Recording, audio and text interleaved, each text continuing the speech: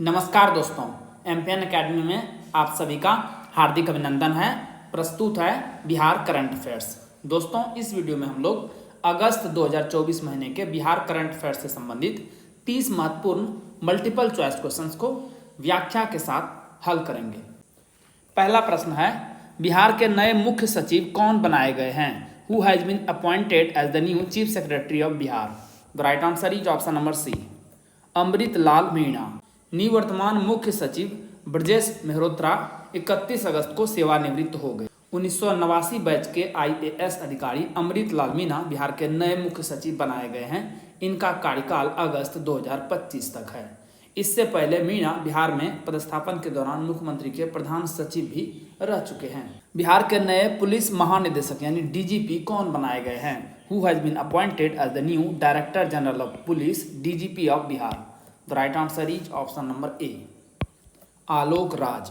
1989 batch के ही IPS अधिकारी एवं निगरानी अन्वेषण ब्यूरो के पुलिस महानिदेशक यानी डीजी आलोक राज बिहार के नए डीजीपी बनाए गए हैं।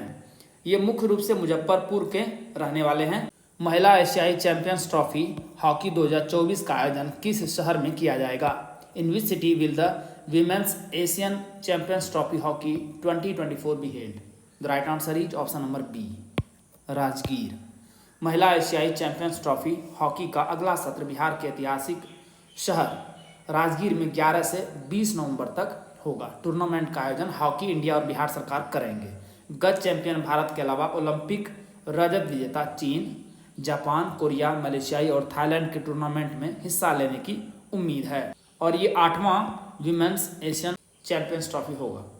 बिहार के किस शहर में अंतर्राष्ट्रीय क्रिकेट स्टेडियम का निर्माण किया जा रहा है? In which city of Bihar is an international cricket stadium being constructed? The right answer is option number B, Rajgir. देख लीजिए यहीं पर बन रहा है।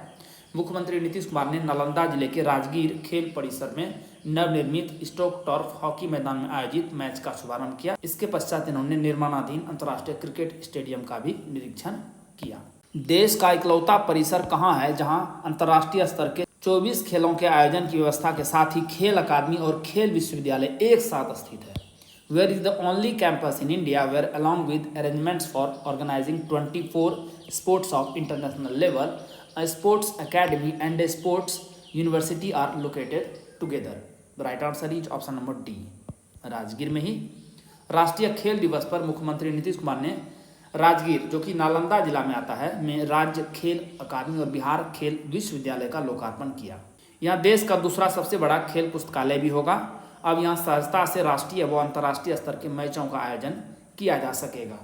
तो किस प्रकार के खेलों की सुविधाएं यहाँ पर होगी? इसमें athletics track, football stadium, hockey turf stadium, swimming pool, basketball, volleyball, handball, lawn tennis, कुश्ती, भारोत्तोलन, कबड्डी, बैडमिंटन कोर्ट, तीरंदाजी, शूटिंग, टेबल टेनिस, तलवारबाजी, billiard, judo, taekwondo, cycling, velodrome आदि खेलों के इंडोर और आउटडोर स्टेडियम बनाए जा रहे हैं। अगले साल से यहाँ राष्ट्रीय स्तर की खेल प्रतियोगिताएं भी होने जा रही है। शीघ्र ही क्रिकेट स्टेडियम में अंतर्राष्ट्रीय स्तर के मैच भी होने लगेंगे। तो बिहार का स्पोर्ट्स हब बनने वाला है राजगीर।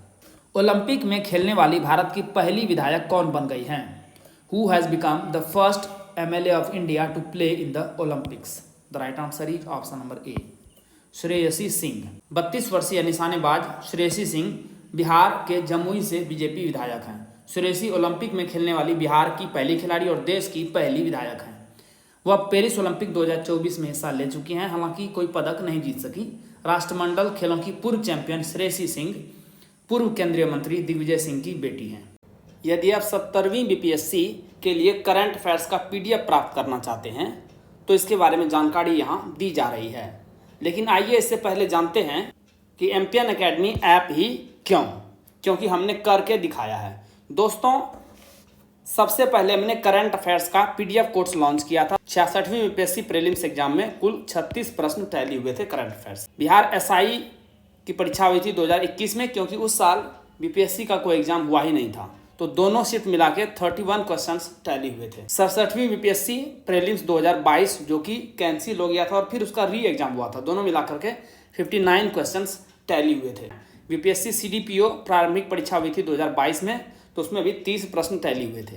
तो आपने देखा कि on an average 30 questions tally हो रहे हैं करंट अफेयर्स से सिर्फ। उसके बाद 2023 में हमने diamond static GK test series course launch किया करंट अफेयर्स के अलावे। तो परफॉर्मेंस 30 से बढ़ करके ऑलमोस्ट 45 हो गया है 68वीं और 69वीं में। तो आपने देखा 4 साल 6 exam, consistency at its best. इस बार हमने लॉन्च किया है एनसीईआरटी टेस्ट सीरीज सबसे पहले, और अब आ गया है डायमंड स्टैटिक जीके नोट्स भी, यानी प्रीलिम्स के लिए फुल कोर्स रेडी है हमारा। तो इस बार का 70वीं बीपीएससी का प्रीलिम्स का टारगेट रहेगा 120 आउट ऑफ 150। 120 प्रश्न टैली होते हुए दिखाई पड़ेंगे आपको, और इसीलिए हमने इस बार लॉन्च किया है मिशन 120। दोस्तों, इस एग्जाम्स में जितने भी प्रश्न टैली हुए हैं, यहाँ पर जो आंकड़ा दिया गया है, इसकी आप वीडियो हमारे एमपीएन एकेडमी के यूट्यूब चैनल और टेलीग्राम पेज पर भी मिल जाएगा सारा।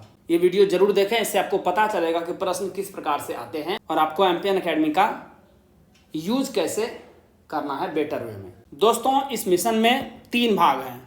सबसे पहले करंट अफेयर्स का पीडीएफ, जो कि सबसे पहले कोर्स लॉन्च हुआ था, वो अभी भी चल रहा है।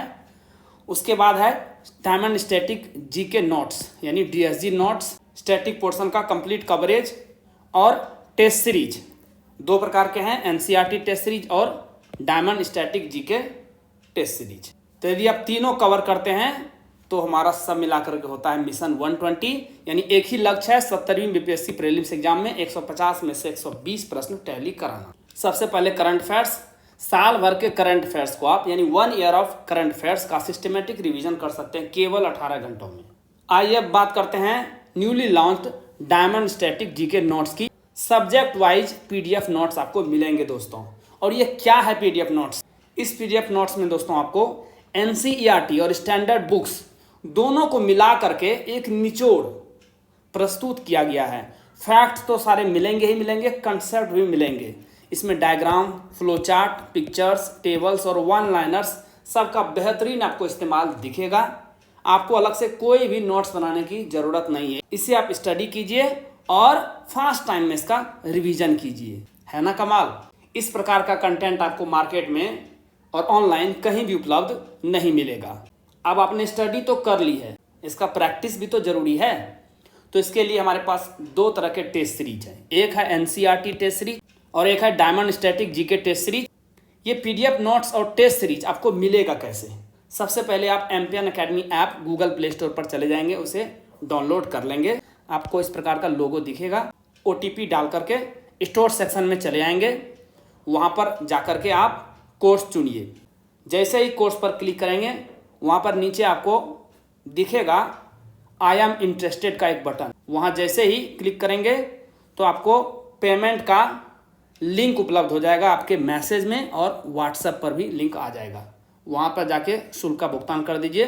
एमपीएन एकेडमी ऐप के कंटेंट सेक्शन में आपको कोर्स उपलब्ध हो जाएगा। बिहार कैडर के किस आईपीएस अधिकारी को केंद्रीय औद्योगिक सुरक्षा बल यानी सीआईएसएफ का महानिदेशक यानी डीजी नियुक्त किया गया है? Which IPS officer of Bihar cadre has been appointed Director General DG of Central Industrial Security Force CISF? The right answer is option number C. Rajwinder Singh Bhatti Bihar cadre के 1990 बैच के आईपीएस अधिकारी और निवर्तमान यानी आउटगोइंग बिहार पुलिस महानिदेशक डीजीपी राजविंदर सिंह भट्टी को CISF का 31वां महानिदेशक नियुक्त किया गया है। आरएस भट्टी को दिसंबर 2022 में बिहार के पुलिस महानिदेशक यानी डीजीपी की जिम्मेदारी मिली थी। कोरिया पर्यटन संगठन केटीओ ने वर्ष 2024 के लिए अपना मानद राजदूत किसे नामित किया है? Who has been named by Korea tourism organisation KTO as its honorary ambassador for the year 2024?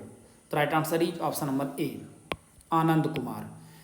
Gangwon राज्य में कोरिया पर्यटन संघ केटीओ मुख्यालय में आयोजित एक समारोह में सुपर 30 के संस्थापक आनंद कुमार बिहार के रहने वाले हैं को 2024 के लिए कोरियाई पर्यटन का मानद राजदूत नामित किया गया। केटीओ के भारत और दक्षिण देशों के निदेशक म्योंग किल यून ने कहा कि अपनी सुपर 30 जो कि पटना में है पहल के कारण आनंद कुमार कोरिया में लोकप्रिय हैं तथा इनके जीवन पर कोरियाई भाषा में प्रकाशित पुस्तक वहाँ बेहतरीन बिकने वाली पुस्तकों में से एक है। इनके जीवन पर एक फिल्म भी बनी है, आप जान ही रहे हैं। नदी जोड़ो योजना में बिहार पूरे देश में किस स्थान पर है? What is the rank of Bihar in India in river linking scheme? The right answer is option number ए, पहले स्थान पर है। बिहार के संसाधन मंत्री विजय कुमार चौधरी ने कहा कि नदी जोड़ो योजना में बिहार पूरे देश में अव्वल है। यहाँ 8-9 योजनाओं पर काम चल रहा है। इतनी योजनाओं पर देश में कहीं भी काम नहीं हो रहा है। बोध गया, राजगीर व नवादा की तर्ज पर कई अन्य शहरों को नदी व जलाशय से पेयजल के लिए पानी की आपूर्ति की योजना बनाई जा रही है। काझा कोठी झील बिहार के किस जिले में स्थित है? In which district of Bihar is Kajha Kothi lake located? The right answer is option number B, Purnia. Bihar में पूर्णिया के ऐतिहासिक धरोहर काझा कोठी झील का 5 करोड़ रुपए की लागत से दिल्ली हाट की तर्ज पर सौंदर्यीकरण किया जा रहा है। मुख्यमंत्री नीतीश कुमार ने हाल ही में जीर्णोद्धार कार्य का मुआयना किया। मुख्यमंत्री ने इससे पहले पूर्णिया के चूनापुर हवाई अड्डे का एरियल सर्वे भी किया था। बिहार सरकार की 300 से अधिक सेवाओं और योजनाओं का लाभ देने के लिए किस नाम से एक यूनिफाइड सर्विस डिलीवरी पोर्टल विकसित किया जा रहा है? By what name is a unified service delivery portal being developed to provide benefits of more than 300 services and schemes of Bihar government? The right answer is option number B, Bihar 1। Portal बनाने व लागू करने के लिए लगभग 85 करोड़ रुपए की मंजूरी दी गई है। इसके लिए आधार नंबर प्रमाणीकृत यूनिफाइड सर्विस डिलीवरी प्लेटफॉर्म यानी बिहार 1 तैयार किया जा रहा है। इस पोर्टल से ही राज्य सरकार के सभी विभागों द्वारा संचालित योजनाओं और सेवाओं का लाभ मिलेगा। इसे नए साल की शुरुआत में लॉन्च करने की संभावना है। क्या आपने एमपीएन एकेडमी का टेलीग्राम पेज ज्वाइन किया है? नहीं? अरे अवश्य ज्वाइन कीजिए। इस प्रकार का लोगो आपको दिखेगा, सर्च कीजिए एमपीएन एकेडमी टेलीग्राम पर। क्या क्या मिलेगा आपको? बीपीएससी परीक्षा से संबंधित अपडेटेड न्यूज आपको मिलेगी। कोई भी नोटिफिकेशन आती है या पेपर में कोई न्यूज आती है तो आपको मिलती रहेगी। बीपीएससी प्रिपरेशन यानी तैयारी से संबंधित स्ट्रेटजी या रणनीति की पीडीएफ आपको यहाँ पर प्रोवाइड की जाती है। टेस्ट सीरीज के सिलेबस और शेड्यूल को जारी किया जाता है यहाँ पर, और एमपीएन एकेडमी के कोर्सेज और यूट्यूब वीडियो के अपडेट्स भी आपको यहाँ पर मिलेंगे। तो इस पेज को अवश्य ज्वाइन कीजिए। बिहार के मिथिला मखाना को किस वर्ष जीआई टैग प्रदान किया गया? In which year was GI tag given to Mithila makhana of Bihar? The right answer is option number A, 2021 में। न्यूज में अभी क्यों है? ज्ञान भवन पटना में 3 से 4 अगस्त को मखाना महोत्सव का आयोजन किया गया। दिसंबर 2021 में, ध्यान रखिएगा, बिहार के मिथिला मखाना को जीआई यानी भौगोलिक संकेतक टैग मिला। बिहार में मखाना उत्पादन भारत के कुल उत्पादन का 85% है। मखाना का उत्पादन मुख्य रूप से बिहार के दरभंगा, मधुबनी, मधेपुरा, फारबिसगंज, सीतामढ़ी, सहरसा, कटिहार, पूर्णिया, सुपौल, अररिया, किशनगंज, बेगूसराय और शिवहर में होता है।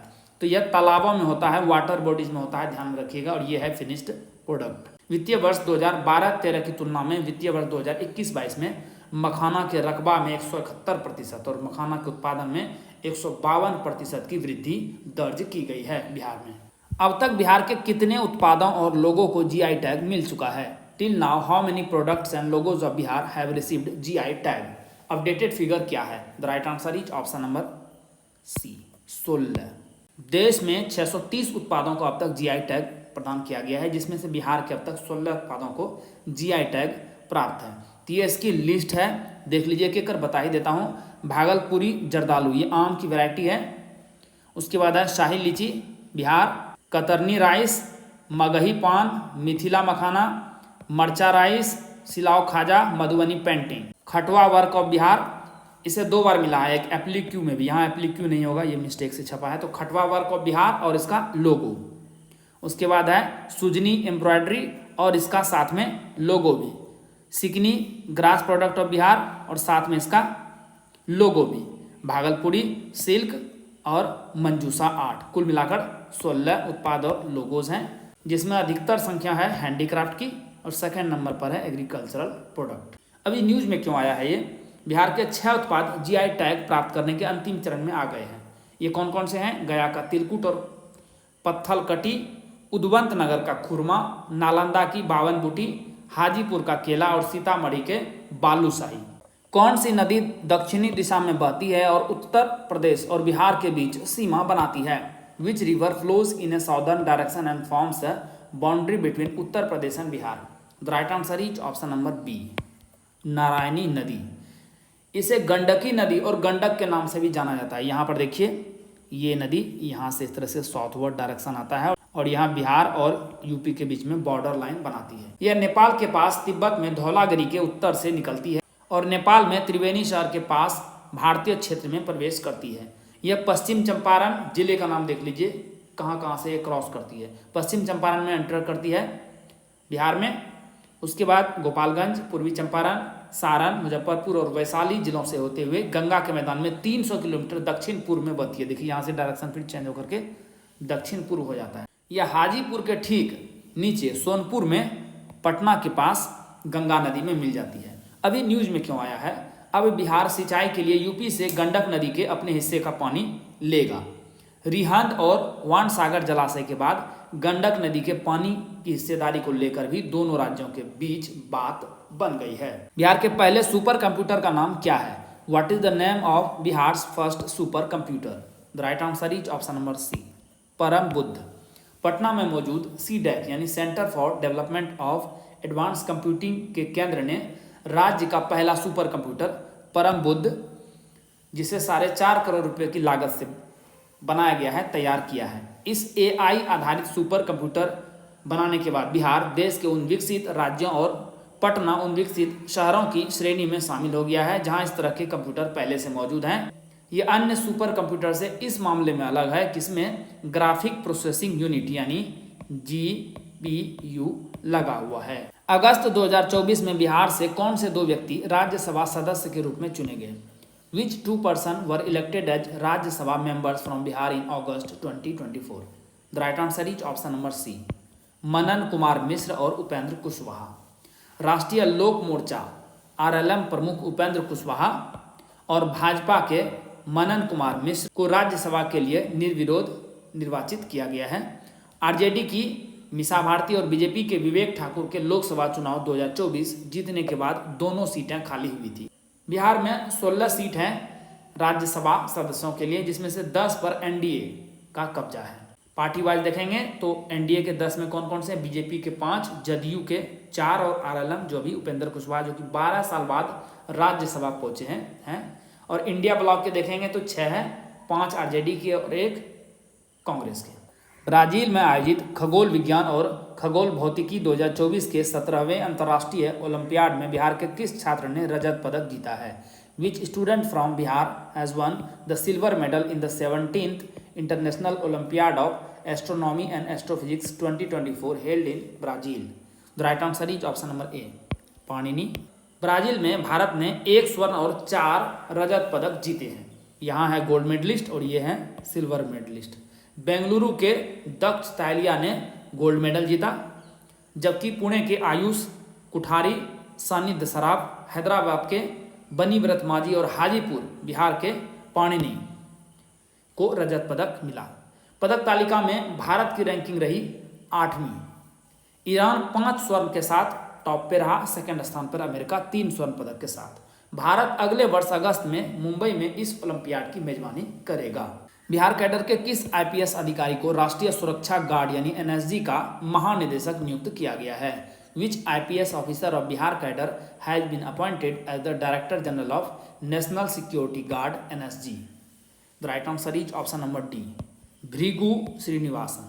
कैबिनेट की नियुक्ति समिति ने 1992 बैच के बिहार कैडर के IPS अधिकारी B श्रीनिवासन की पद पर नियुक्ति की तारीख से लेकर इनकी सेवानिवृत्ति की तारीख 31 अगस्त 2027 तक नियुक्ति को मंजूरी दी है। ये वर्तमान में बिहार पुलिस अकादमी राजगीर के निदेशक के रूप में कार्यरत थे। तो NSG नेशनल सिक्योरिटी गार्ड आप जान ही रहे हैं। इनके पूर्व महानिदेशक नलिन प्रभात को जम्मू कश्मीर पुलिस का विशेष महानिदेशक बनाए जाने के बाद से यह पद खाली था।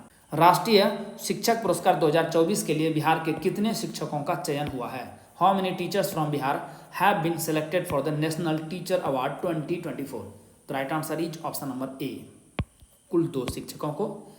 मधुबनी के शिव गंगा बालिका +2 की शिक्षिका डॉक्टर मीनाक्षी कुमारी अपनी विशेष मुहिम के लिए प्रसिद्ध रही हैं। इन्होंने बच्चियों के लिए अभियान खुद भी पढ़ो औरों को भी पढ़ाओ शुरू किया था। कैमूर के तरहनी न्यू प्राथमिक स्कूल के प्रभारी प्रधानाध्यापक सिकेंद्र कुमार सुमन के विद्यालय के बच्चों में सबसे खास बात यह है कि इनकी साप्ताहिक परीक्षा वीकली जो टेस्ट होती है वह ऑनलाइन होती है। ध्यान में रखिएगा, ये प्राइमरी स्कूल है बिहार का और यहाँ पर वीकली टेस्ट ऑनलाइन हो रहे हैं।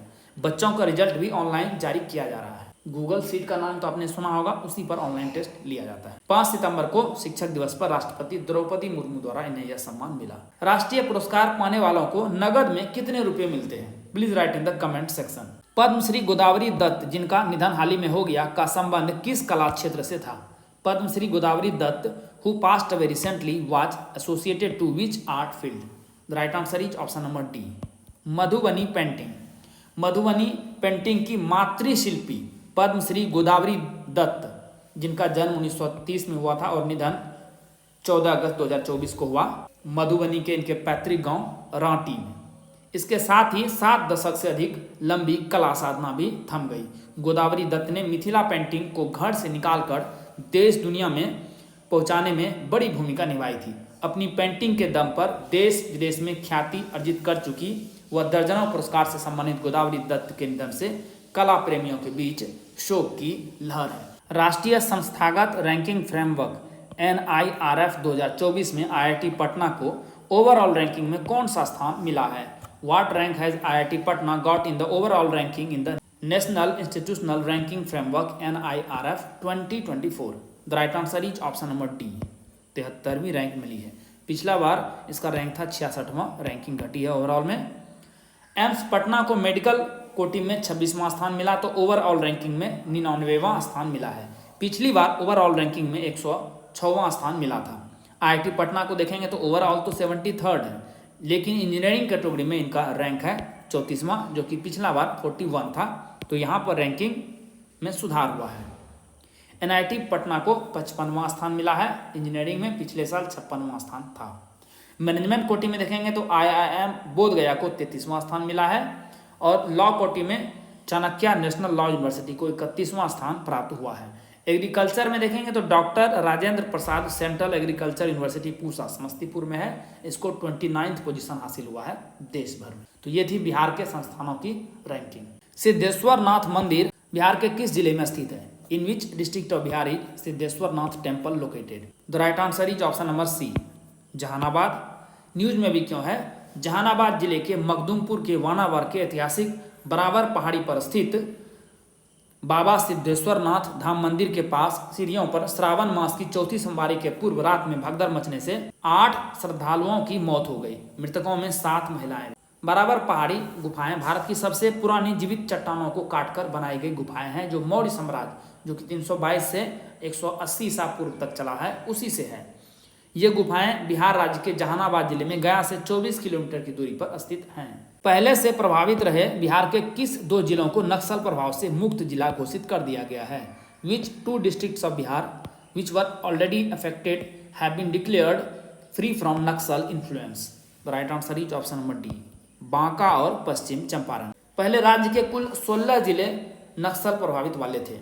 वर्ष 2021 में राज्य के 6 जिले अरवल, पूर्वी चंपारण, जहानाबाद, मुजफ्फरपुर, वैशाली और नालंदा नक्सल प्रभाव से मुक्त हुए, और 2021 से 24 तक 3 साल में 2 जिले बांका और पश्चिम चंपारण नक्सल प्रभाव वाले लिस्ट से बाहर हो चुके हैं। अब राज्य के कुल 8 ही जिले बचे हैं जो कि इनके प्रभाव में हैं, जिनमें कौन कौन से जिले शामिल हैं? औरंगाबाद, गया, मुंगेर, जमुई, कैमूर, नवादा, लखीसराय और रोहतास। बिहार स्थित किस संग्रहालय को पूर्वी क्षेत्र में सर्वश्रेष्ठ पुरस्कार मिला है? Which museum based in Bihar has received the best award in the eastern region? The right answer is option number B, Bihar संग्रहालय, बिहार म्यूजियम। भारत सरकार के संस्कृति मंत्रालय ने 1 से 3 अगस्त तक भारत मंडपम नई दिल्ली में युग युगीन भारत म्यूजियम पर 3 दिवसीय राज्य संग्रहालय सम्मेलन का आयोजन किया। बिहार से 3 museum, Bihar museum, Patna museum और बोध गया म्यूजियम की प्रस्तुति के लिए चयन हुआ था। बिहार म्यूजियम के निदेशक राहुल कुमार ने प्रस्तुति दी, जिसमें बिहार म्यूजियम को पूर्वी क्षेत्र में सर्वश्रेष्ठ पुरस्कार मिला। बिहार के किस कथाकार को इफ्को साहित्य सम्मान 2024 से सम्मानित किया गया है? Which story writer of Bihar has been conferred with IFFCO Sahitya Samman 2024? The right answer is option number D, Chandrakishore Jaiswal. वर्ष 2024 के श्रीलाल शुक्ल स्मृति इफ्को साहित्य सम्मान के लिए कथाकार चंद्रकिशोर जायसवाल, जो कि मधेपुरा जिले के हैं बिहार के, एवं प्रथम श्रीलाल शुक्ल स्मृति इफ्को युवा साहित्य सम्मान के लिए रेणु यादव गोरखपुर उत्तर प्रदेश की हैं का नाम घोषित हुआ है। चंद्र किशोर के उपन्यास गवाह, गैरहाजिर और कहानी हिंगवा घाट में पानी रे पर फिल्में भी बन चुकी है। इफ्को साहित्य सम्मान के अंतर्गत 11 लाख की राशि का चेक प्रदान किया जाता है, जबकि श्रीलाल शुक्ल स्मृति इफ्को युवा साहित्य सम्मान के अंतर्गत 2.5 लाख रुपए का चेक प्रदान किया जाएगा। मेडल लाओ नौकरी पाओ की तर्ज पर बिहार उत्कृष्ट खिलाड़ियों की सीधी नियुक्ति नियमावली किस वर्ष बनाई गई है? In which year was Bihar direct appointment rules of excellent sports persons made on the lines of bring medal get job? The right answer is option number C, 2023। उत्कृष्ट खिलाड़ियों की सीधी नियुक्ति नियमावली 2023 के तहत राष्ट्रीय एवं अंतर्राष्ट्रीय खेल प्रतियोगिता में मेडल पाने वाले खिलाड़ियों को सीधे नौकरी दी जा रही है। इस नए नियम के अनुसार खिलाड़ियों को अच्छा प्रदर्शन करने पर एसडीओ और डीएसपी तक बनने का मौका मिल रहा है। इस नियमावली के तहत बिहार में इस साल 71 खिलाड़ियों को नौकरी दी गई है, जिसमें 2 को पदाधिकारी की नौकरी दी गई। बिहार के पैरालंपिक खिलाड़ी शैलेश कुमार का संबंध किस खेल से है? Bihar Paralympic player Shailesh Kumar is associated with which sport? The right answer is option number D, athletics. पिछले वर्ल्ड पैरा चैंपियनशिप के रजत पदक, चतुर्थ एशियन पारा गेम्स 2023 की हाई जंप प्रतियोगिता में स्वर्ण पदक विजेता तथा चीन में हुए एशियन गेम्स 2023 के स्वर्ण पदक विजेता शैलेश कुमार, जो कि जमुई के हैं, ने फ्रांस में पेरिस में आयोजित पैरालंपिक 2024 के पुरुषों की ऊंची कूद T63 स्पर्धा में 1.85 मीटर के सर्वोत्तम प्रयास के साथ चौथा स्थान प्राप्त किया। बस एक ही पायदान ऊपर चढ़ना था और मेडल हाथ में था। मेडल तो नहीं जीत पाए, लेकिन प्रयास अच्छा था। 11वीं सीनियर राष्ट्रीय बीच कबड्डी चैंपियनशिप 2024 का आयोजन बिहार के किस जिले में किया गया? The 11th senior national beach kabaddi championship 2024 was organised in which district of Bihar? अब देखिए, बीच जो कि समुद्र के किनारे का एरिया होता है, उसका आयोजन भी बिहार में हुआ है। सही जवाब है ऑप्शन नंबर ए, गया में। बिहार के बोध गया स्थित कालचक्र मैदान के रेतीले तट पर आयोजित 3 दिवसीय 11वीं राष्ट्रीय सीनियर बीच कबड्डी प्रतियोगिता 2024 में महिला वर्ग में हरियाणा की टीम और पुरुष वर्ग में राजस्थान की टीम विजेता घोषित हुई। हरियाणा ने हिमाचल प्रदेश की टीम को हराया, जबकि राजस्थान ने उत्तर प्रदेश की टीम को हराया। ओरनी डैम बिहार के किस जिले में स्थित है? Orni dam is situated in which district of Bihar?